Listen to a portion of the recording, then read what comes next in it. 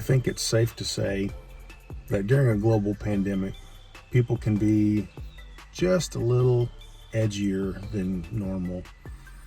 I was reading on the internet several lists of words or phrases that have taken on new meaning during our global pandemic, which was on the list, and they hope they don't ever have to hear again. Words like essential, because that describes some of the businesses and jobs that got to happen all the way through, and others didn't get to happen.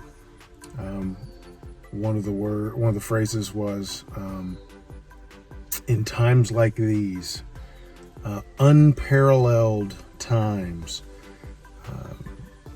The toilet paper shortage, that made the list. Toilet paper shortage. Nobody wants to go through that again. One of the things that bugs me is hearing people talking about our new normal, finding our new normal. You know, I kind of had a lot of time invested in the old normal. I was kind of liking it. But we are living in a world that is changing, and we have to change and adapt right alongside it. Businesses are figuring out how to do what they do in a COVID-19 kind of climate.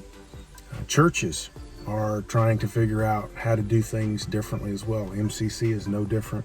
We're trying to discover how to continue to reach out and pour into, invest in the lives of people, help them begin and build a relationship with Jesus. But it looks a little different. Instead of trying to get people to come to 1146 East Central Avenue, we're equipping the church where it is. That's kind of why I'm parked in front of my driveway this morning. I'm thinking of something that we have done during this pandemic as a church that has been a very powerful impact in my life. It started with these little sheets. They're on our website under Serve Now. You can find a place to click this and print it off. It's just one of those things where you fill out your name, you put your phone number if you want to, tell them where you live because you're their neighbor, and I can help you with, and it gives you some choices.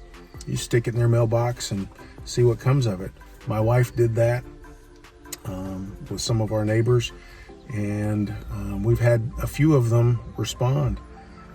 We've had the opportunity to go and serve people who live right here on the street, people who we have lived in the subdivision for 17 years and still didn't know some of these folks' names.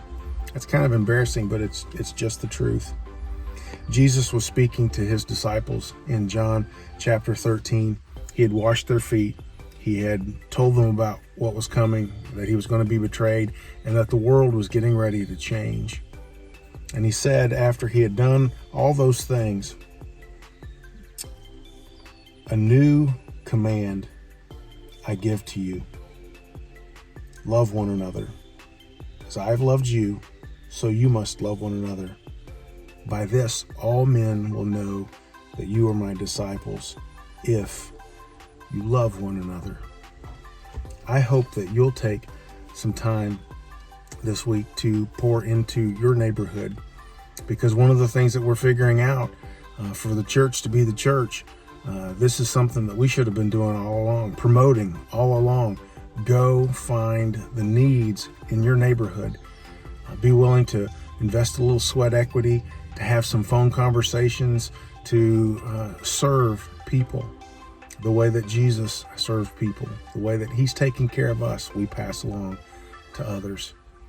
They'll know that we're his disciples, not by what we say, not by the things that we post, but by the way that we love people.